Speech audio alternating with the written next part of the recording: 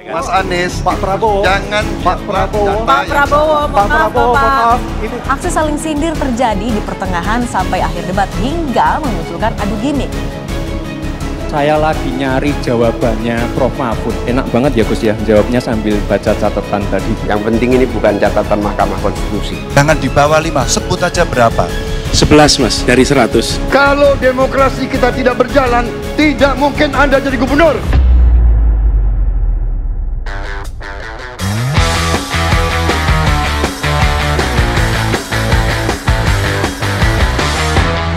Oke, kita di tengah hiruk pikuk politik. Sebentar lagi tanggal 14 Februari kita akan coblos. Kita sudah hadirkan anak-anak bangsa. Mari bertepuk tangan dulu. Pendukung nomor 1 ada Aji. Yes. Aduh. Lo yakin milih nomor 1? Yakin banget lah. Oke, tidak dibayar dong? Tidak lah. Tidak. Oke. Tidak mungkin. Dan pendukung 02 ada Coki dan Mekdani. Iya. Sebelum kita lanjut, gue harus ngasih tahu kenapa pendukung 02 ini ada 2. Kenapa? Melihat sejarah kita berdua, ada kemungkinan satu nggak nyampe ke sini. Oh, oke. Jaga-jaga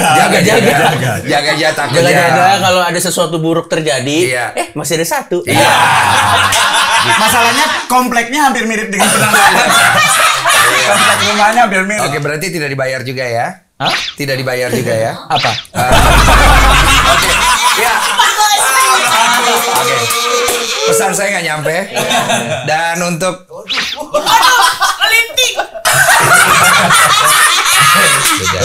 ini daun beda. Ini daun. Urat-uratnya aja nggak sama ya. Uratnya nggak sama ya. saya kalau ngelihat daun emang agak Ya, tepuk tangan untuk pendukung. Piko ya. Ingat ya, kalau di Dedi dia polisi ya.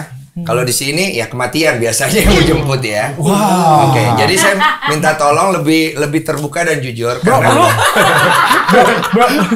lu ada channel damai sama Israel nih.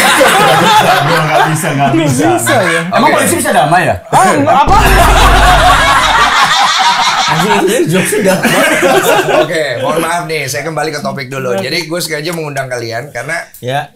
gue nih sampai sekarang, jujur, gue tuh masih bingung. Kenapa gue bingung? Karena kan gue lihat berita, gue nonton, ada yang tadinya capresnya, cawapresnya udah bagus, terus akhirnya jadi kelihatan kurang bagus. Jadi bingung, karena sebentar lagi kita kan harus milih. Jadi kita butuh nih pandangan-pandangan. Karena kalian kan mewakilkan masing-masing. Nah, pertanyaan pertama kan kita mau tahu dulu nih dari pendukung nomor 1, kenapa lu mendukung nomor 1 gitu loh. Kasih kita enlightenment, oke? Berat banget. Yoi. Kasih. Ya, terima kasih. Silakan ke pendukung 02. Iya. Bang Coki bilang berat banget, nggak berat bang kalau emang dari hati mah. Oh iya. Kalau aku sih alasan ngedukung 01 simpel ya, karena paslon 01 ini satu-satunya calon presiden yang janji pengen ngerevisi UU ITE. Oke. Nah, Oke. untuk demokrasi lah intinya, untuk kebebasan berpendapat 01 ini menurut aku yang paling mungkin untuk memberikan kebebasan berpendapat yang sehat untuk kita semua gitu. Oh, jadi poin lu pengen orang itu bisa dapat kebebasan berpendapat. Iya. Setuju 02? Ya, fakta di 02 ada saya, yang adalah embodiment dari apa yang tidak boleh terjadi. Iya. Saya rasa sih harusnya 02 juga punya semangat yang sama. Iya, Oh, berarti harusnya. Berarti lu juga setuju gitu mendukung 01 untuk hal itu? Bukan. Maksudnya Kebebasan gimana? berpendapat, Bang, ya? Maksud gua, saya rasa kebebasan berpendapat juga 03 juga pasti ada Viko juga di situ. Betul. Ada. Gua ngomongnya kalau yang lain udah selesai ngomong aja. Oh iya, oke. Ada gua juga. Jadi gua rasa kebebasan berpendapat itu jadi salah satu agenda 02 juga sih. Oh, sama. faktanya kan, ya sama-sama. Karena Sama. faktanya kan gue juga ada di sini. Iya, berarti nggak ada masalah dong 02 juga Emang dengan nggak ada masalah, kebebasan emang bagus. berpendapat. Intinya gini Bang Den, kayaknya semua gagasan dari presiden, calon presiden itu semuanya bagus. Gagasannya bagus. Cuman surveinya yang enggak sih. Kalau saya pribadi Kurang sih. Kalau saya pribadi kan gimana nih biar semua orang tuh punya pilihan lah seperti lu gitu. Kalau gua pribadi gua ngelihat tidak gagasan karena gua yakin semua calon presiden, calon wakil presiden gagasannya bagus-bagus. Oke. Gua ngelihat dari sisi karakter seorang Prabowo aja sih. Oke. Dia dari awal itu sudah didoktrin untuk melindungi negara ini. Bukan hanya dari serangan luar. Saya jamin. Karena dia cinta negara nih, dia akan melakukan melindungi semua masyarakat Indonesia dari apapun. Oke, itu menurut lo. Menurut gua ya, Oke. menurut gua gitu. Berarti harusnya lu 02 aja. Kalau statement lu kayak begitu, menurut gua kurang kuat. Iya, aku ngerasa pasti tiga-tiganya setuju dengan kebebasan berpendapat gitu. Tapi yang spesifik ingin merevisi UU ITE yang benar-benar nyebut bahkan di visi misinya itu cuma paslon 01. Kalau dari kubu paslon 02 sih ada yang pernah make si UU ITE-nya. Pakai undang-undang ITE-nya buat ngelaporin hari sasar kan ada di situ. Oke. Kalau kita pengen revisi yang ini make. Memanfaatkan ya. Iya. Pernah make. Iya. Tapi bedanya itu aja. Iya. Tapi waktu desak Anies tuh waktu komikanya kena, Iya. kagak dilepasin. Iya. Iya. Kalau emang peduli kenapa nggak dilepasin? Kalau dilepasin kan Pak Anies dapat 2 tuh. Betul. Dia bisa menang toleran Iya. dan dia bisa menang kebebasan berpendapat. Tahu nggak kenapa nggak dilepasin? Betul. Kantong suaranya kan di situ. Betul. Tapi Aulia Rahman itu yang laporin organisasi namanya Lisan, boleh dicek itu terafiliasi dengan 02, Bang. Oh gitu. Iya. 03.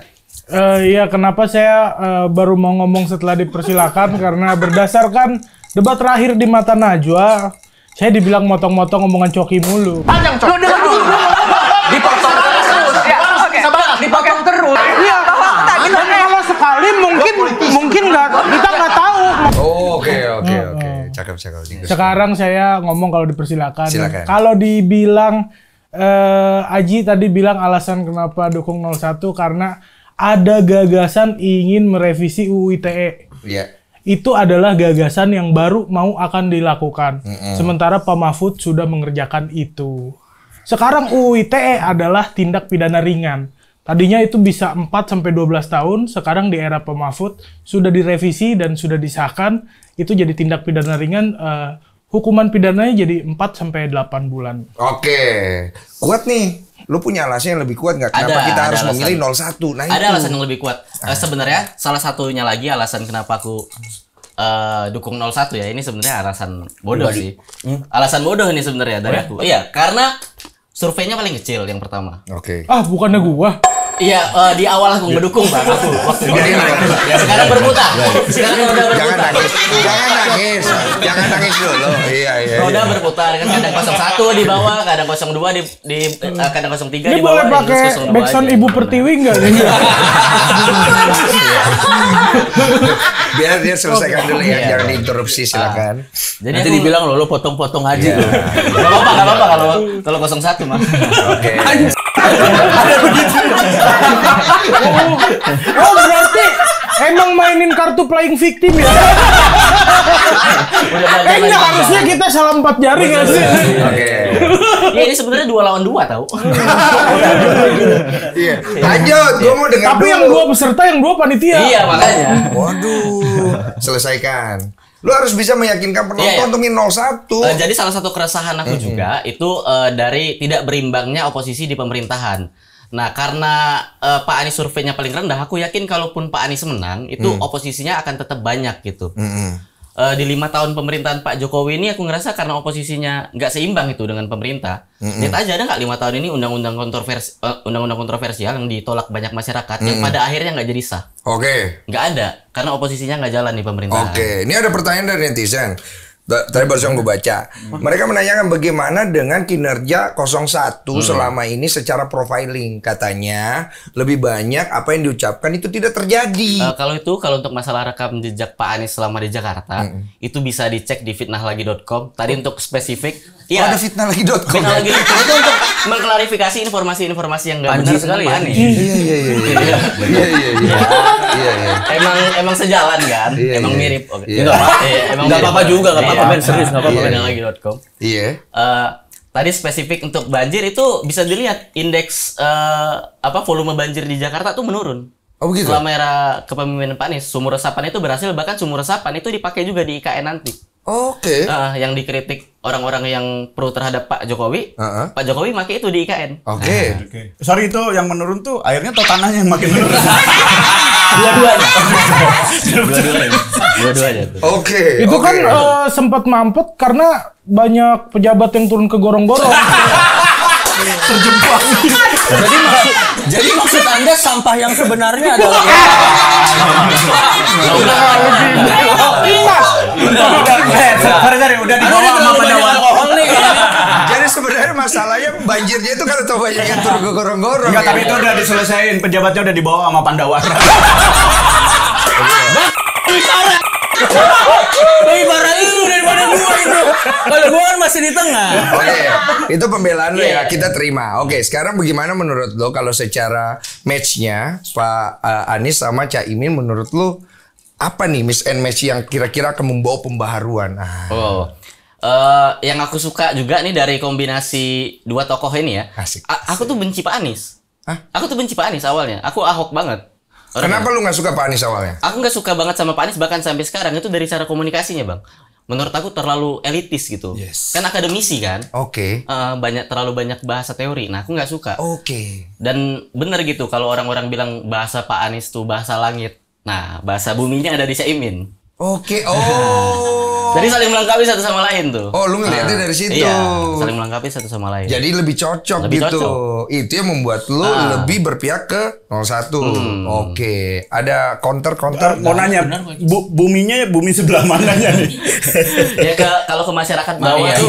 Tapi gua suka, maksudnya pendukung-pendukung kayak Aji ya, kayak kita semua, ketika memang kita tidak suka sama salah satu pasangan itu kita sampaikan, tapi kita tidak hanya menyampaikan hanya benci Pak Anies, tapi kita ada masukannya untuk mereka gitu, untuk lebih baik gitu. Iya, jangan cuma jadi kayak buzzer yang berpihak satu titik, tapi sebenarnya akhirnya dia nggak ngomong masalah yang baiknya juga gitu kan. Selama ini kan yang kita lihat orang tuh terlalu cenderung bicara yang buruknya aja, karena kesannya dia ingin memenangkan paslonnya dia kan. Tapi kan kita harus membuka demokrasi itu juga lebih jelas bahwa ada baiknya pasti ada buruknya.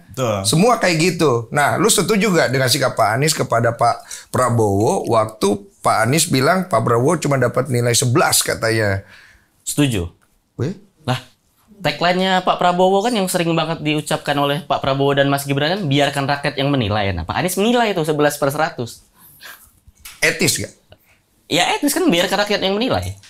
Setuju? Ya nggak apa-apa kan, emang Pak Anies kan bagian dari rakyat. Iya, bagian sampai dari selesai rakyat. Pilpres nanti. Oke. Kita masih dan itu adalah hak setiap rakyat yang memang harus dijaga. Maksud gua. Biarkan rakyat yang menilai. Iya, dan kan nanti rakyat juga menilai tidak setuju dengan penilaian Pak Anies, juga nggak apa-apa. Jadi maksud gua mah kalau gitu-gitu mah boleh banget. Menurut gua kayak boleh aja gitu. Bahkan dalam sebuah, menurut gua kan itu pertandingan ya. Tidak melihat usia, tidak melihat dulunya siapa, semuanya sama levelnya kayak tinju. Kelas berat, usia lu berapa tapi kelasnya berat sama, ya udah ninju aja gitu, nggak ada etika, nggak ada permisi, bang maaf mau ninju dulu nih. Iya, itu cukup make sense kalau perspektif itu. Bagaimana Ganjar yang ikut terlibat di situ? Kalau saya ngelihatnya yang boleh-boleh aja tuh kan Coki sama McDaniel ya. Pak Prabowo-nya kan ngambek 3 minggu.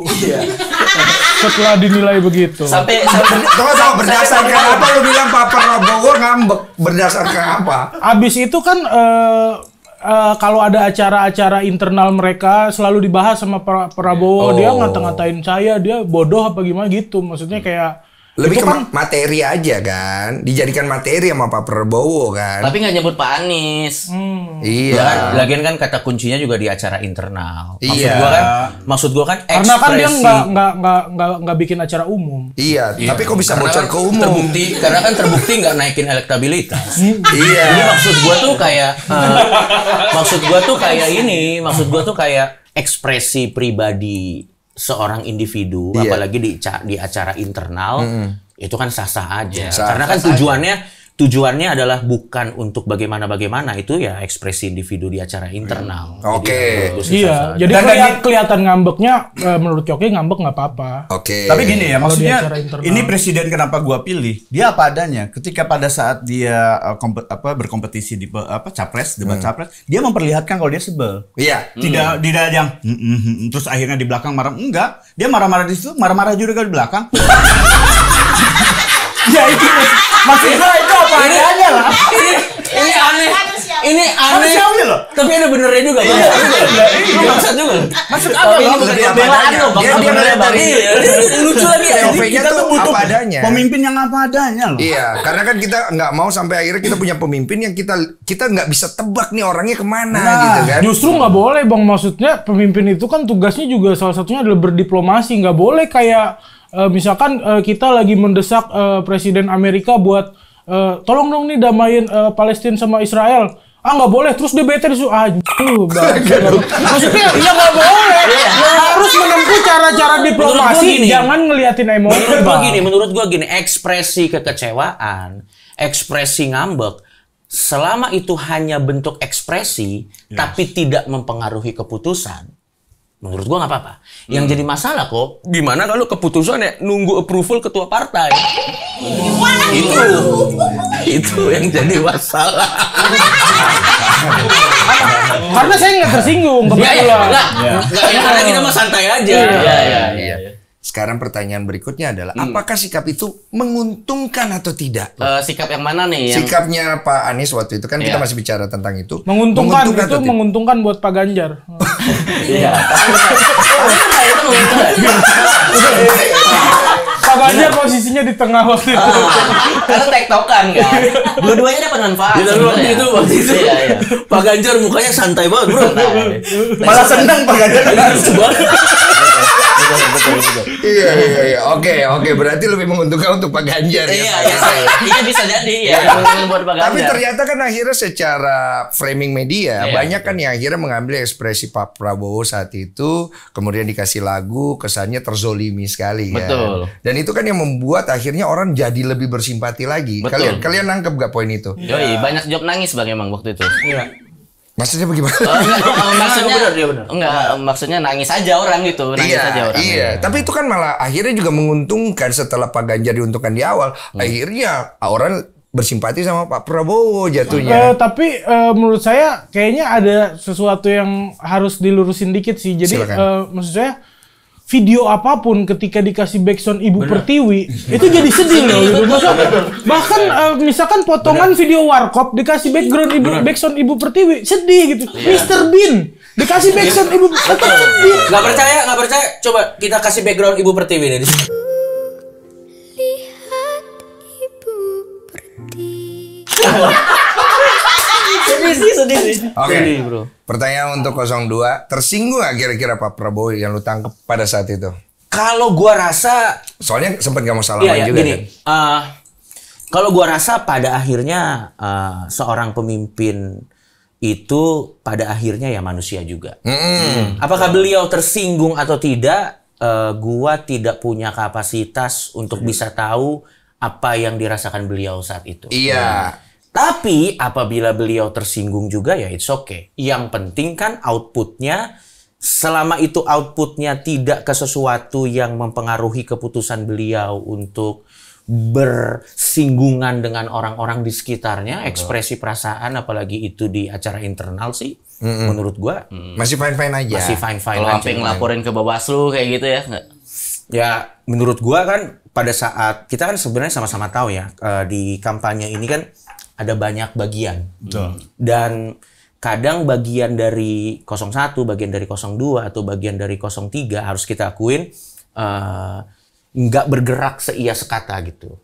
Bisa beda-beda gitu. Oh jadi maksud lu TKN nggak briefingnya nggak kompak? Nggak, maksud gue mereka kan punya tujuannya masing-masing. Ada yang grup yang ini khusus kalau untuk di 03 sih seia sekata Iya sih. kompak sih. Ya, Kalau di 01 juga sih di timnas. Ya memang yang Bahkan yang 03 aja kami kompak. Ya, memang kan yang kompak-kompak itu biasa dilakukan sama yang situasinya terdesak. Oh berarti 01 dan 02 tuh lebih kompak daripada 01, 03 lebih kompak dari 02. Enggak, masalahnya bukan kompak. Masalahnya itu adalah kan setiap branch itu ada tujuannya. Betul. Nah, jadi maksud gue rasa pada saat ada yang melaporkan, gue rasa sih bisa jadi dia hanya memainkan peranannya. Toh kan laporan itu kan nanti kan kalau tidak masuk ke dalam apa namanya? Delik. Bukan delik, apa sih istilahnya? Kalau nanti itu dianggap ternyata tidak memenuhi syarat untuk bisa di follow up lebih lanjut kan ya tidak akan terfollow up juga. Dan melaporkan orang itu kan itu adalah bagian dari kebebasan masyarakat Indonesia untuk berekspresi terhadap apa yang dia rasakan dan yang lain-lain gitu. Berarti yang ngelaporin tuh cuma nerima briefing aja ya? Enggak, menurut gua dia bertindak dengan apa yang dia pikirkan saat itu. Dia menggunakan haknya sebagai warga negara Indonesia untuk melaporkan menurut pikiran dia.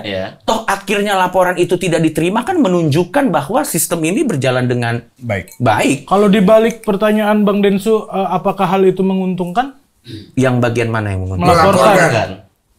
Ada yang merasa itu hal yang benar, ada yang merasa itu hal yang tidak benar, tapi faktanya kalau kita lihat survei yang terakhir, kita masih unggul. Tapi capeknya ngobrol sama 02, patokannya survei sih. Gini, apa variabel penilaiannya survei? Gini, tapi itu memang gue setuju. Gini, gue tuh bingung sama teman-teman ya, mau itu dari 01 atau itu dari 03 gitu. Kita sepakat dulu sama satu hal. Esensi dari demokrasi itu adalah suara terbanyak. Iya, betul. Iya, itunya setuju. Dengar. Esensi dari demokrasi itu adalah suara terbanyak. Dan sampai taraf tertentu, ya people has spoken. Iya. Nah, oke. Berarti sebenarnya udah nggak ada lagi argumen yang lebih tinggi daripada hasil tersebut. Betul. Sehingga menurut gua ada hal-hal tertentu yang pembuktiannya ya cuma bisa ditunjukkan dari ya apa hasilnya gitu. Kalau hasilnya gue setuju. Kalau hasil survei itu gue nggak setuju. Kenapa? Karena 2 kali pemilu Pak Prabowo surveinya selalu menang. Hasilnya kalah. Pak Prabowo sampai sujud di 2019 loh.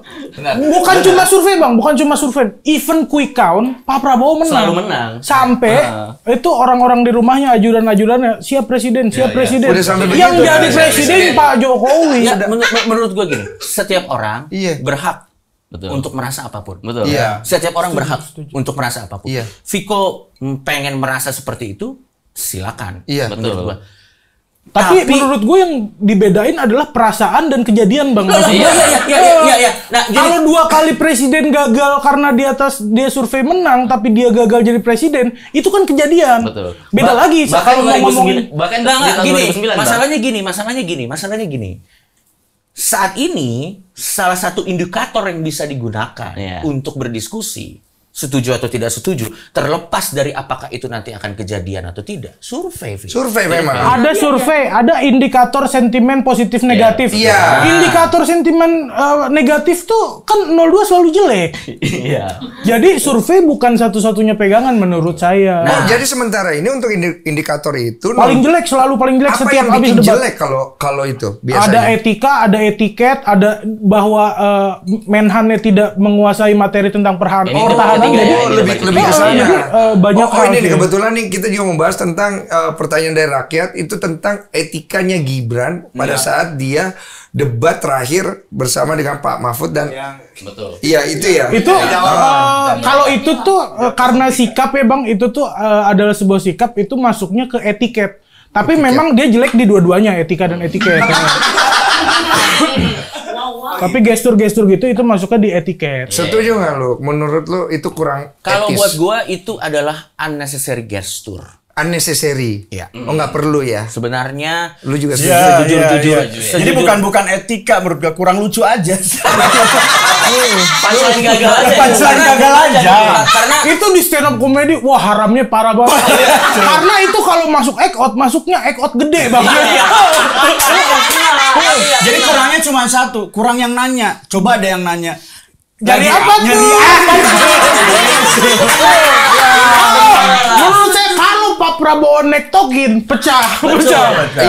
Gibran nyari apa tuh? Saya nyari jawaban Pak Mahfud. Betul. Cuman yang disayangkan kan ketika Gibran melakukan hal itu yang dianggap remeh lah ya gitu. Pak Mahfud melawannya dengan remeh juga. Tapi menurut gua gini, kita tinggalkanlah unnecessary gestur yang dilakukan semuanya dalam debat. Menurut gue memang yang harus kita akui bersama adalah memang sampai taraf tertentu debat ini malah jadi ajang pembuktian seberapa savage lu. Oh jadinya arahnya ke situ dong. Yes. Dan gua rasa sampai taraf tertentu juga masing-masing paslon terjatuh ke dalam perangkap yang sama gitu. Dan kalau misalnya kita ingin menghasilkan perdebatan yang substansi, harusnya mudah-mudahan hal yang serupa tidak terjadi lagi di terakhir. Karena pada akhirnya kalau misalnya cara berdebatnya tidak berubah, masih menggunakan cara yang sama. Menurut gue yang paling diuntungkan dari acara debat hanya pembuat meme. Oke, iya. Dan para konten kreator yang menungganginya ya. Ya, dan komedian-komedian seperti saya, Viko, McDani dan juga Aji gitu. Karena jujur satu hal yang membuat gua menunggu debat adalah kelucuan apa yang akan muncul oleh paslon manapun. Mau itu dari paslon saya kayak, mau itu dari paslon apa kayak, yang bisa kita elevate menjadi sebuah konten yang kreatif. Itu bisa untung buat kitanya as a content creator, atau itu juga bisa kita gunakan untuk menggoreng apa segala macam. Menurut gua sayang sekali sebuah platform yang harusnya bisa menjadi apa ya istilahnya ya, menjadi sebuah diskusi yang nyata atau perpanjangan tangan dari penjelasan apa yang sedang digagas oleh masing-masing. Untuk kita tahu sebagai pegangan buat dikerjakan ke depan kan gitu. Betul. Dan surprisingly di debat cawapres terakhir Caimin perform dengan sangat bagus. Caimin perform dengan sangat baik ya. Itu gua harus akui. Karena kalau enggak dia mau diculik ke Rengas Dengklok. Udah ketakutan latihan semalaman guys. Viral itu. Lo tau nggak? Performance Caimin kemarin ya, itu menunjukkan kepada kita semua bahwa terlepas dari blunder-blunder yang dilakukan beliau, terlepas dari gaya-gaya selengean yang dilakukan beliau, sebenarnya beliau punya kapasitasnya gitu. Ngerti kan maksudnya? Beliau punya kapasitasnya. Dan begitu juga di debat sebelumnya kan Gibran dia menunjukkan dia punya kapasitas gitu. Jadi memang kalau kita berbicara kapasitas, semua paslon kita dari mulai capres dan cawapres itu punya kapasitasnya. Karena mereka itu sudah melewati banyak sekali tahapan. Memang ada yang didahulukan, tapi setidaknya itu juga mereka sudah melewati banyak sekali tahapan. Cuman memang terkadang dalam prosesnya teman-teman kita ini suka sekali bereksperimen tentang bagaimana caranya untuk push the boundary. Kadang itu berhasil, kadang tidak. Ya tapi memang semua permainan kan begitu. Oke, kalau kita bicara kapasitas, McDani, menurut lu siapa yang paling kurang kapasitas? Semuanya punya kekurangan. Semuanya. Saya juga punya kekurangan. Semua punya kekurangan. Cuma dia nanya yang paling. Aduh, ini yang paling berat ya. Bapak kan tahu kasus saya 2 ya. Saya salah lagi. Jarinya udah mulai 3 nih.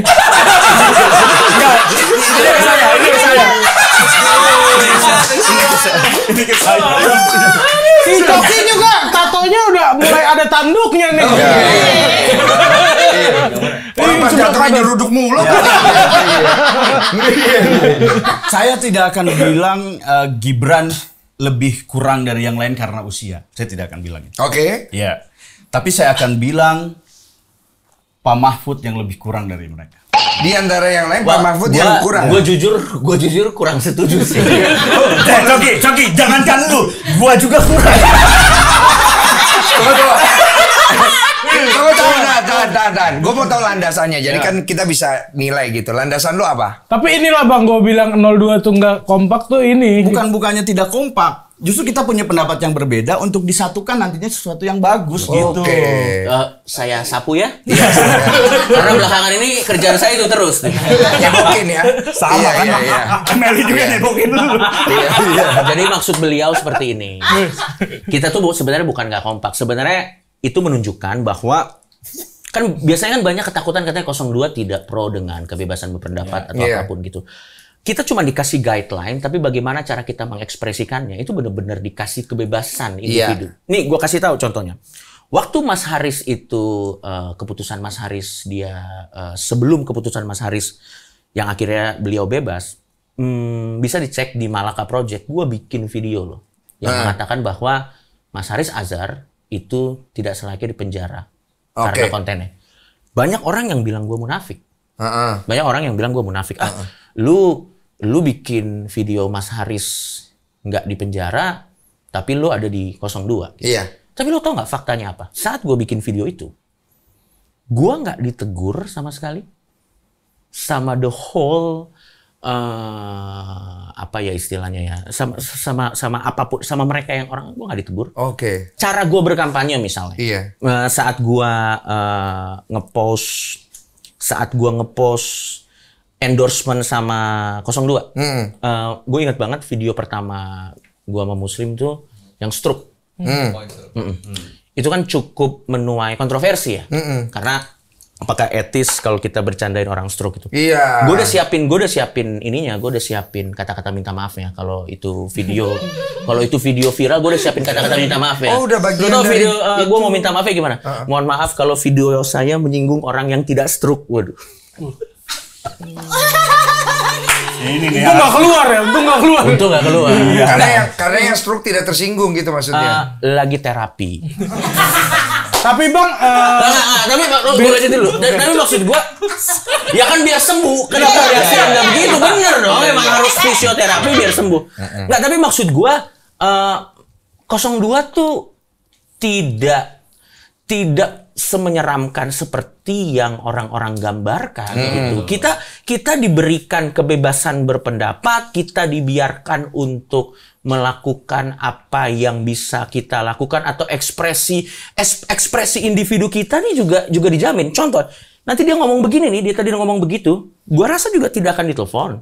Iya. Tapi mungkin kalau diperpanjang belum tentu, tapi tidak akan ditelepon. Ngomong yang mana ini? Yang mana? Enggak, tadi misalnya ada yang Tapi kalau argumentasi kayak gitu, gue pikir 01, 03 nah juga makanya ya memang masalahnya ini Bang Denny, bedanya adalah tadi Coki sempat menyinggung bahwa di pihak Coki itu di sana dia menerima guideline. Iya. Dia menerima guideline, sementara di kubu saya tuh kebetulan setelah debat di Mata Najwa kemarin, saya mau di-hire sama TPN untuk jadi jubir TPN, tim pemenangan nasional.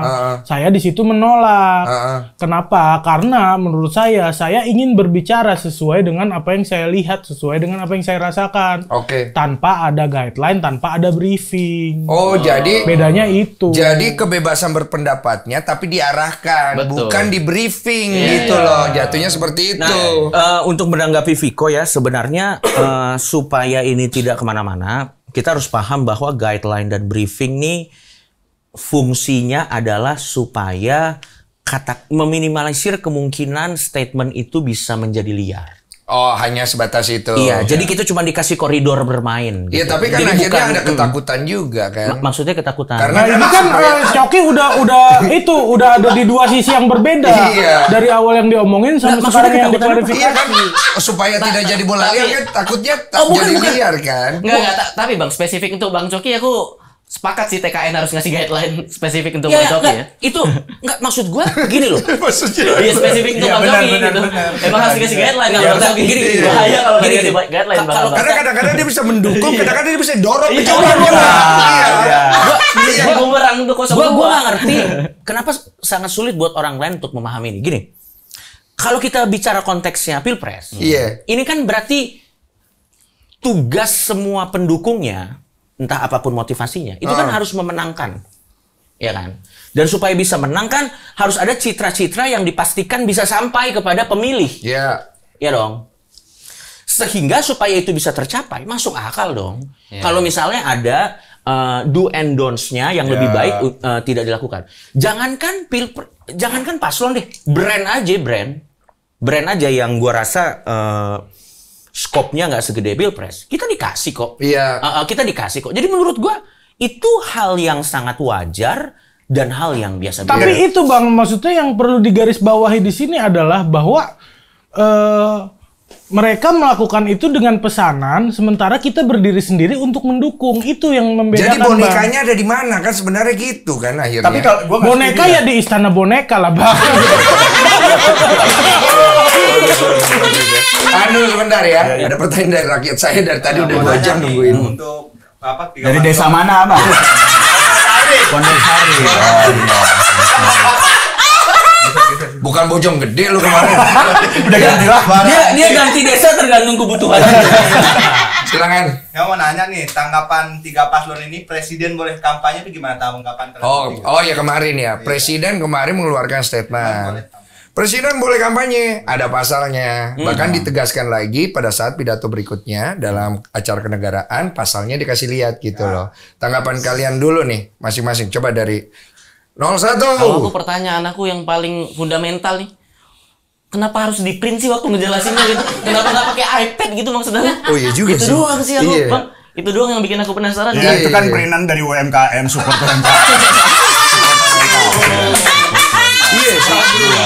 Sejauh ini terbagus Tapi kan itu nggak mendukung green economy, jadi buang-buang kertas. Nggak dibuang mah boton. Oke, Ya kalau ada masalah yang sama pakai kertas juga. Iya. Ada iPad loh padahal. Iya, padahal ada iPad. Lu setuju atau tidak dengan statement itu? Pasal yang dibacakan itu benar adanya Bang, tapi tidak sedetail pasal yang sesungguhnya Bang masalahnya. Oh ya? Karena ada lanjutan lagi sebelumnya. Ada nih gua bacain ya. Baca biar nggak salah. Gua baca biar nggak salah kita nih. Iya. Kan kita mah Oh, itu semuanya pasal. pelanggar pasal kan. Haji enggak? Haji enggak? Aku Bukan, enggak. Haji belum. Belum, masih aman. Masih aman. Bro, nanti kalau putaran kedua Anies harus dukung Ahok, Aji make sih. Aduh, anjing lu bingung. Enggak kuat aku dukung Ahok. Gua ada jokes lu bahaya lu. Dan diedit. Pasal ya. Biar sama-sama kita belajar pasal juga Iya. nih. Isi pasalnya itu ada pasal 299 Undang-Undang Nomor 7 Tahun 2017. Yang pertama, presiden dan wakil presiden mempunyai hak melaksanakan kampanye. Kedua, pejabat negara lainnya yang berstatus sebagai anggota partai politik mempunyai hak melaksanakan kampanye. Ketiga, pejabat negara lainnya yang bukan berstatus sebagai anggota partai politik dapat melaksanakan kampanye apabila yang bersangkutan sebagai calon presiden atau calon wakil presiden. Kedua, anggota tim kampanye yang sudah didaftarkan ke KPU atau pelaksanaan kampanye yang sudah didaftarkan ke KPU. Oke. Jadi kalau Pak Jokowi ini nyapres lagi, dia boleh kampanye. Cuma dia sudah melakukan 2 periode kepemimpinannya dia. Jadi dia nggak boleh nyapres lagi kan. Berarti dia... Jadi dia tidak berhak untuk kampanye. Atau dia berhak untuk kampanye tapi harus cuti. Bang. Jadi statement itu poinnya buat apa? Kayaknya yang terjadi adalah kan ditanya. Hanya menjawab. Dia hanya menjawab. Dan toh kan konkretnya, kita bicara konkret ya, bukan asumsi. Karena kalau sudah berbicara asumsi kan harus ada pembuktian. Iya. Kita boleh loh bersentimen, tapi apalagi di sosial media saat kita bersentimen atau sudah mengeluarkan statement, kita harus lihat apa bukti konkretnya gitu. Nah, menurut gua sih beliau hanya menjawab bahwa ada pasal yang mengatakan presiden boleh melakukannya. Karena ada pertanyaan. Iya, tapi kalau gua rasa secara konkretnya kan beliau belum benar-benar melakukan. Iya, definisi kampanye itu apa sih? Itu kan dibalikin lagi ke kita. Kita kalau udah begini kan semua orang jadi bisa apapun bisa diartikan. Berkampanye itu definisinya apa sih kalau KBBI sebenarnya? Simpel sebenarnya. Kita tunggu di FYP kalau Pak Jokowi bikin konten itu kampanye. Cuma kan 01. Lu lihat enggak? Bangsat Haji namanya. Haji 01. Haji namanya Haji 01. Enggak punya etika nih, enggak punya etika Haji namanya. Maaf. Nih, gue minta maaf tuh. Gue langsung minta maaf ya. Gibran juga. Si sentimen kan tetap merah. Oke, lu kan lihat ya, Pak Jokowi itu ada makan. Iya, betul, ada makan bakso kemarin. Sama Pak Prabowo, ya kan? Terus dia ada makan sama anak AHY ya, Pak AHY. Nah, tapi dia nggak ngajak Pak Anies nih makan. Betul. Iya kan? Nah, itu kan berarti kan sebenarnya kalau orang nangkep tuh kesannya jadi kayaknya Pak Jokowi ini kayaknya dukung Prabowo, Pak Prabowo kan kesannya begitu. Kesannya. Iya, nggak dukung Pak Anies. Betul. Gitu loh. Nah, dari Anies sendiri, Bapak Anies melihatnya gimana gitu? Ya emang secara eksplisit belum pernah Pak Jokowi nyampein dukung siapa gitu. Tapi ya kita bisa lihat kan subtext. Iya. Kalau kita bilang subtextnya gitu. Iya, kita bisa lihat pas ngomong soal presiden boleh kampanye juga di belakangnya ada Pak Prabowo gitu. Iya. Meskipun tangan Pak Jokowi gini-gini ya waktu ngejelasinnya. Presiden juga boleh kampanye tuh. Gini-gini. Oh, jadi ada dua maksud. Iya, Pak Jokowi. Presiden. Tapi kan di bawahnya begini juga gitu. Jadi dua ya. Atau bisa jadi 2 begini 3, kita nggak tahu. Kita nggak tahu. Gini. Iya, kita nggak pernah tahu bro. Bisa nggak? Kita nggak tahu ya. Bisa juga. Atau mungkin di bawah juga.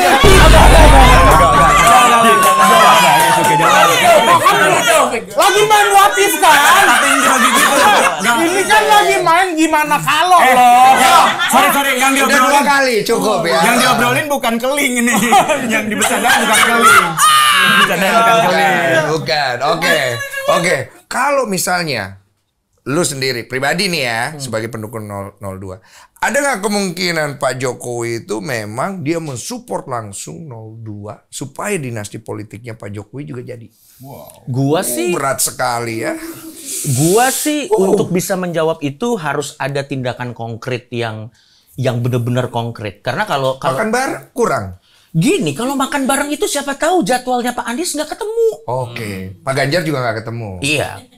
Karena kan sibuk nginep di rumah rakyat. Nah, itu dia. Masuk. Atau mungkin beliau Pak Anies lagi desak Anies atau desak Anies. Kita kan nggak tahu. Maksud gue gini loh. Semua kejadian itu tergantung kita mau ngelihatnya itu dari kacamata apa. Iya, itu oke. Tapi yang jelas menurut gua pada saat itu kapasitas Pak Jokowi hanya menjawab pertanyaan. Iya. Dan kalau misalnya bilang tapi kan pasalnya nggak lengkap gitu misalnya. Iya.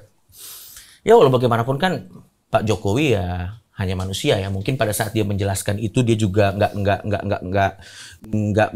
ngasih tahu itu semuanya. Tapi intinya adalah tuduhan atau asumsi bahwa dia akan bermain curang atau apa kan tindakan konkretnya nggak ada. Itu faktanya belum ada gitu. Kalau gua bang, maksud gua dengan dia menyebutkan pasal separuh itu mungkin bisa dibilang dia nggak bohong tapi nggak ngasih tahu semuanya.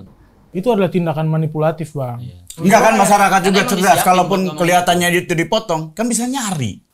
Kalau misalnya Pak Jokowi niatnya manipulatif, iya, kan bisa nyari. Mungkin juga yang bikin prenupnya nggak kasih full. Mungkin fotokopinya tutup jam. Iya, bisa juga. Kalau untuk gua ngejawab tindakan konkret ya, Bang. Maksud gua narasi bahwa Pak Jokowi pengen 3 periode itu udah bergulir. Dulu. Iya dulu. Dan itu tidak berhasil. Akhirnya apa yang dilakukan? Pak Jokowi pengen pemilu ditunda karena alasan kemarin sempat COVID. Betul. Jadi dia emang pengen berkuasa lebih lama. Ada. Kemudian setelah langkah ke PN Jakarta Pusat tuh dari Partai Prima. Setelah langkah-langkah ini tidak bisa ditempuh karena tidak disetujui oleh Ibu Megawati yang mana beliau adalah penjaga demokrasi. Pak Jokowi mencalonkan anaknya untuk menjadi wakil presiden. Jadi wamen nih. Udah pakai batik, Bro. Oke. Saya setuju sekali tuh. Megawati. Tapi gua mau cerita santai aja ya. Ini mah dari sisi Bapak aja ya. Kalaupun misalnya gua mah bayang-bayangan aja. Dia kan seorang bapak ya. Ketika melihat anaknya yang punya potensi untuk menjadi sesuatu gitu, akan support dong. Tidak mau ketika anaknya dia bisa sesuatu nggak disupport, jadinya kan tapi waktu belum waktu umurnya belum cukup waktu umurnya belum cukup gimana ya, tapi kan setidaknya ada kan udah boleh sekarang dan dia sudah yang bolehin pamannya bukan pamannya loh. Gini Fik, kita harus samain persepsi dulu nih. Saat di MK itu diubah, itu tuh yang di challenge tuh normanya loh. Dan saat ini normanya udah berubah, ini tuh bisa dinikmati semuanya loh. Bukan cuma Gibran. Gibran. Wali kota yang umurnya masih di bawah. Gini. Itu cuma Gibran. Dengar dulu, iya. Kalau enggak Bobby paling. Masih keluarga. Tapi nggak saudara. Tapi gue sangat tertarik penjelasan ini gimana. Tapi menurut gue gini, ini kan nanti akan bisa dipakai oleh, ini gue garis bawah ya, oleh siapapun setelah ini. Bukan persoalan ke depannya, Bang, tapi saat ini dibikin itu sudah jelas melanggar kode etik dari MK waktu itu. Gini nih.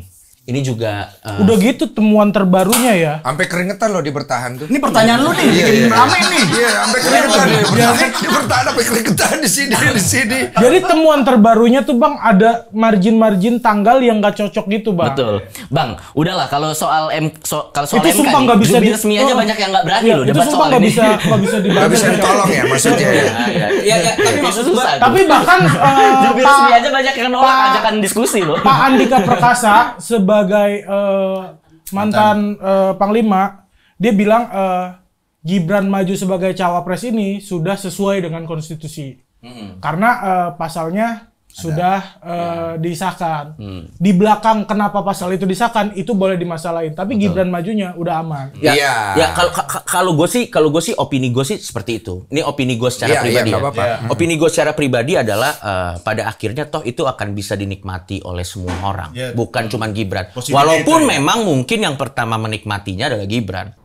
Ya, kalau misalnya orang jadi berpikir bahwa ya ini sengaja dibikin untuk Gibran atau yang lain-lain, ya nggak apa-apa juga. Tapi kalau gua rasanya memang di bidang apapun, siapapun yang memulai itu biasanya yang paling banyak berat jalannya ya. Paling berat jalannya. Iya, cuma kan akhirnya muncul satu stigma yang cukup negatif ya. Kemarin gue nonton videonya Panji ya kan, mempertanyakan tentang Bapak Jokowi selama masa pemerintahannya. Panji mah semua yang ditanyain, Bang. Iya sih sebenarnya ya. Udah di Amerika juga dia. Presiden di Amerika aja ditanyain tuh kan. Kapan bisa saya keluar katanya. Gue tuh kalau sama Bang Panji tuh suka kagum videonya tuh selama dia take tuh bisa selesai. Iya, dia nggak potong-potong. Enggak, karena ketakutan gue adalah kan salah kan banyak penembakan ya. Enggak dong, enggak ke situ. Enggak maksud. Siapa tuh lagi ngomong lagi ngomong saya bilang Panji kan lagi pakai seragam. Gue sih pas dia videonya tayang gue udah sempet dengar suara pesawat tuh. Gue takut jatuh gue. Gas, Panji lagi kan. Sama polisi, mobil polisi banyak di dunia polisi. Iya. Cuman di sini yang gue garis bawahi penjelasan dia, poin yang paling gue garis bawahi adalah kebijakan-kebijakan atau aturan-aturan yang sering sudah dibuat tapi akhirnya direvisi untuk satu tujuan. Nah, satu tujuannya ini itu kan yang akhirnya menjadi polemik. Tapi pada faktanya kita kan belum bisa melihat itu cukup jelas kan. Iya. Cuma orang lebih ketakutan politiknya Gua rasa yang namanya ketakutan sangat wajar dan memang harus difasilitasi bagaimana orang-orang yang merasa takut untuk mengekspresikan ketakutannya. Menurut gua itu adalah esensi dari demokrasi itu sendiri. Jadi kalau gua rasa kalau memang ada orang yang tidak setuju dengan beberapa cara, entah itu dari 02 atau itu dari 01 atau itu dari 03, silakan ekspresikan ketakutan kalian karena itu adalah esensi dari demokrasi. Iya, dan kebebasan berekspresi itu sendiri kan dijamin kan ya. Jadi dijamin. Tapi kan tinggal kita bicarakan batasannya aja. Sebenarnya hal ini udah saya bicarain sama Pak Mahfud sendiri bahwa udah ngobrol langsung sama Pak Mahfud. Ternyata waktu itu di sini. Oh, di sini. Dia lagi nyari daun waktu itu. Enggak perlu dia jadi daun gini. Iya. Bapak lihat ya. Gara-gara ini sekarang gua kalau ngelihat daun inget Viko nih. Anjing. Tiga kali di back daun semua anjing. Silakan lanjutkan dulu. Ternyata batasan dari beropini atau mengeluarkan statement itu adalah fitnah atau bukan. As long as yang diomongin adalah fakta atau perbedaan sudut pandang, itu masih aman secara hukum. Begitu yang diomongin udah fitnah, barulah itu. Baru itu masuk ke ranah pasal pidana. Kan? Pertanyaan dari rakyat, ini ada rakyat bernama Fari. Dari desa mana? Saya dari desa Mangunjaya. Oh, Mangunjaya. Keren pasang surut. Silakan. Bapaknya polisi ya? Kok tahu? Sama dong kayak Pak Ganjar. Silakan Bapak Fahri. Saya mau tanya Bang, untuk abang-abang, lebih pilih atau mendingan pilpres 1 putaran atau 2 putaran dan apa alasannya? Oke, pasti 02 dulu mesti jawab. Kalau saya sih karena ngelihat kayaknya sekarang masyarakat udah mulai terganggu nih, saling mulai membenci ya. Ada beberapa lah gitu. 1 putaran kayaknya cukup lah. Oke. Itu kan dari dia ya. Ini gue jawab opini gue. Satu tim gak sih sebenarnya? Tadi gue bingung. Karena kan kita freedom of speech. Freedom of speech. Walaupun pilihan 02 ya. Berarti kalian disatukan oleh dana biasanya. Enggak. Gimana? Bukan. GoPay. Anda ngomong disatukan oleh dana fakta. Anda bikin podcast ini aja Anda dapat dana kan? Enggak. AdSense. Iya, silakan. Kalau gue gini, sebenarnya idealnya kalau bisa 1 putaran, kenapa enggak? Kenapa? Karena satu, pemilu itu juga apalagi skopnya seluruh Indonesia bukan sesuatu yang murah. Dengan keadaan kita saat ini, kita ada prioritas lain yang harusnya dananya bisa dipakai ke situ gitu. Dan juga tensi masyarakat yang draining. Sebenarnya kan draining nih. Ini kan draining ya. Gini. Yang penonton tuh nggak ngerti, misalnya kita lagi ngobrol-ngobrol gini, abis ini mah gua Aji sama Viko juga kita bisa bercanda-canda bareng lagi gitu. Konten is konten, personal feeling is personal feeling. Kita nggak pernah menaruh itu dalam diskusi seperti ini gitu. Jadi kalau lo tanya pendapat gua, hati gua sih ingin ini jadi satu putaran. Tapi kalau memang 2 putaran itu bisa menyenangkan semua pihak dan sudah tidak ada lagi fitnah yang terjadi setelahnya dan kita bisa kembali lagi kerja masing-masing. Terutama mungkin orang-orang yang di bawah ya, by all means silakan gitu. Karena gua rasa tidak ada yang benar-benar menikmati, apalagi makin ke hari pemilunya ya, tidak ada yang benar-benar menikmati tensi yang begitu tinggi. Kecuali mungkin pembuat meme. Karena masyarakat akhirnya gue lihat jadi jatuhnya terlalu kasar lama-lama. Sama ini Bang Den, kan kita lagi kerja ya. Maksudnya kalau udah saling kerja itu nggak usah tuh dulu dibayar lu enggak gitu. Udahlah, maksudnya. Toh kalau gue bandingin ya, relawan yang pakai hati sama yang dibayar nih.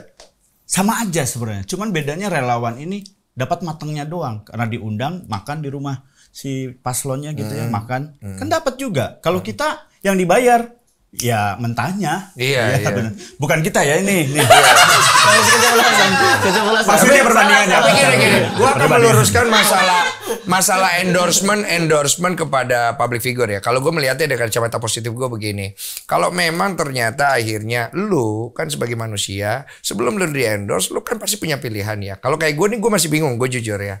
Mungkin, wah gue nih dari awal nih, kayak dia bilang, gue benci Anies, tapi ternyata akhirnya gue jadi respect dan suka. Karena ada timing. Kemudian datanglah orang yang mengendorse dia lah, ibaratnya lu mau nggak endorse Anies gitu, dan dia ambil, gue pikir fine aja. Iya, karena kebetulan memang sesuatu yang didukung. It's okay gitu loh. Kalau gue sih menyarankan jangan golput ya. Iya. Gue menyarankan jangan golput. Kenapa? Karena kalian harus paham effort yang dikeluarkan untuk mencetak kartu itu berhektar-hektar pohon loh itu. Iya. Enggak, sama ada satu poin juga. Apa? Kartu itu jangan sampai dicoblos oleh orang lain yang bukan kamu. Exactly. Wow. Exactly. Itu nah yang Bang, tapi sebelum terlalu jauh saya juga mau nanggepin pertanyaan dari Pak Fahri kan jauh ini yang jawab dari 02 tadi. Sudah jelas arah Anda kemana. Sorry. Langsung dipotong. Menurut saya kalau dibilang polarisasi di masyarakat itu kenceng di pemilu kali ini, menurut saya enggak. Pemilu kali ini menurut saya kenapa seru? Karena yang ribut tuh elit-elit yang di atas. Itu menurut saya satu poin yang seru. Dan menurut saya kenapa pihak 02 tuh lebih pengen pemilu itu berjalan satu putaran gitu. Karena visi misi mereka memang menghabiskan banyak dana untuk makan siang gratis gitu. Jadi kalau pemilunya bisa disingkat cuma jadi satu putaran, mereka akan sangat bersyukur. Gitu. Nah untuk sementara kan dari polling kan 03 nih agak kurang bagus ya. Kalau lu sendiri pengennya ada putaran kedua atau enggak? Kami kan nggak percaya survei yang nggak kredibel, yang bahkan itu dipertanyakan sama anggota Dewan DPR gitu. Hal-hal kayak gitu tuh kami nggak terlalu percaya karena maksud saya yang terjadi adalah surveinya 02 ini kenceng, cuma begitu bikin acara tuh sepi gitu kan. Beda sama Anies yang buka diskusi publik, desak Anies selalu rame gitu. Pak Ganjar yang bikin acara, buka diskusi publik selalu rame gitu. Dan Caimin turun ke grassroots, Pak Ganjar, Pak Mahfud turun ke grassroots gitu. Jadi masih ada tanda tanya. Iya, makanya saya bilang di awal bahwa survei itu bukan satu-satunya indikator untuk menentukan siapa yang memegang suara terbanyak gitu. Karena saya masih yakin dan percaya bahwa PDI adalah partai terbesar se-Indonesia, di mana dia memiliki pemimpin atau kepala daerah atau pemimpin terbanyak se-Indonesia juga gitu.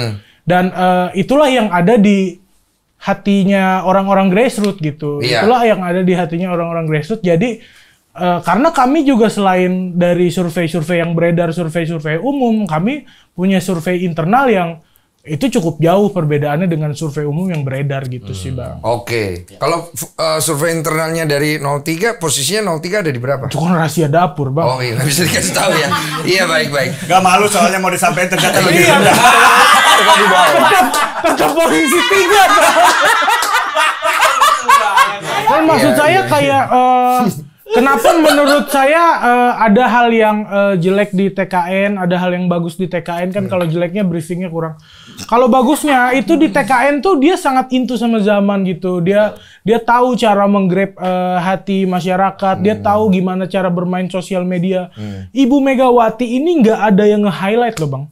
Orang dari PDI, dari internal kami nggak ada yang nge-highlight apa yang dilakukan oleh Ibu Megawati. Yang nge-highlight Ibu Megawati adalah orang-orang dari paslon lain ketika dia salah ngomong. Oh iya, lebih ditebelin di situ ya. Publicity-nya ya. Iya, jadi itu hal-hal kayak gitunya tuh agak kurang. Jadi kami di situ mengakui bahwa kami tuh memang kekurangan anak muda untuk dilibatkan buat hal itu gitu. Tapi untuk grassroots sejauh ini kami tetap punya kepercayaan diri. Oke, berarti masing-masing dia tahu kekuatan di mana. Bagaimana 01? Kalau aku nggak pentingnya 1 putaran atau 2 putaran gitu, yang penting pemilunya adil. Sama gitu. Visi misi nih, menarik sekali ya.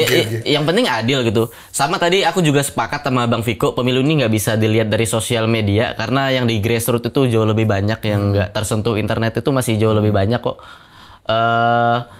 Soal kalau tadi mending 1 putaran karena polarisasi juga aku nggak sepakat, karena menurut aku yang nyebabin polarisasi itu bukan pemilu, tapi narasi negatif yang dimainkan oleh di sosmed itu paslon selama pemilu gitu. Iya, tapi itu sah-sah aja ya selama tidak mengandung fitnah akhirnya Ya, kan. itu batasan yang kita semua sudah sangat paham. Oke, saya lepaskan dulu ya semua dukungan kalian untuk setiap paslon. Ya, kalian menjadi diri kalian sendiri ya. Emang dari tadi enggak? Iya. Enggak, tadi kan kalian mewakilkan kan. Sekarang kalian tidak mewakilkan siapa-siapa berdasarkan orang awam yang nanti akan memilih. Feeling ya. Aji. Nah, sekarang gue panggil Aji ya kan. Tadi panggil nol. Ini feeling saya udah mau di akhir-akhir podcast loh. Iya. Memang sudah ya, karena sudah 2,5 jam ya. Emang iya? Iya. Anjir. Gila seru banget ngobrol sama lu, nggak kerasa anjir. Itu antara seru atau alkohol sih? Orang nyoblos sudah selesai malah. Ini tanggal 15. Ini bukan alkohol, mushroom ini. Aji, tolong jangan contoh ya, teman-teman yang di sini jangan ya. Aji air putih aja. Air putih aku. Feeling. Dan berdasarkan ini perhitungan lu. Jadi 2 putaran atau 1? 2 feeling lu ya. 2. Oke, koalisi dong. Koalisi dong. Nanya lagi sebagai ini, bukan sebagai Aji nih. Enggak kan Aji ya. Aji. Oke. Feeling. 50-50. 50-50 belum tahu ya. Nggak tahu gue. Emang 2 pilihannya. Oke, berarti itu apa 2 50-50 sama. Berarti akal sehat lu lebih ke nggak tahu, bisa 1 bisa 2 kali. Oke. Gua nggak bisa, gua mencoba. Nggak boleh ngomong 2 putaran. Bukan briefnya. Guideline kan ada guideline. Bercanda. Bukan lagi jadi Bang Coki. Jadi boleh. Bang Coki. Karena mau 1 putaran dan 2 putaran kemungkinannya sama besarnya. Lu minum jamu apa sih? Bener. Dia kayak bingung gitu jadi. Enggak bener, karena mau 2 putaran atau 1 putaran. Ya dia bener 50-50 kan sama Bang, berarti Bang. Sama tuh artinya. Kemungkinannya kasusnya sama 50. Gini loh. Berarti 2 putaran dong. Enggak, lo harus dengar. Jawaban ini udah paling diplomatis dibanding sama paslon jawaban perwakilan paslon 2 lainnya. Kalau lo tanya jawaban perwakilan paslon 2 lainnya, mereka pasti dengan confidence langsung bilang 1 putaran. Iya. Nah, kalau gue ini udah yang paling realistis. Bahkan paslon 3 tim jubirnya kalau ditanya kita menang 1 putaran, kata gua lu kenapa sih Pak?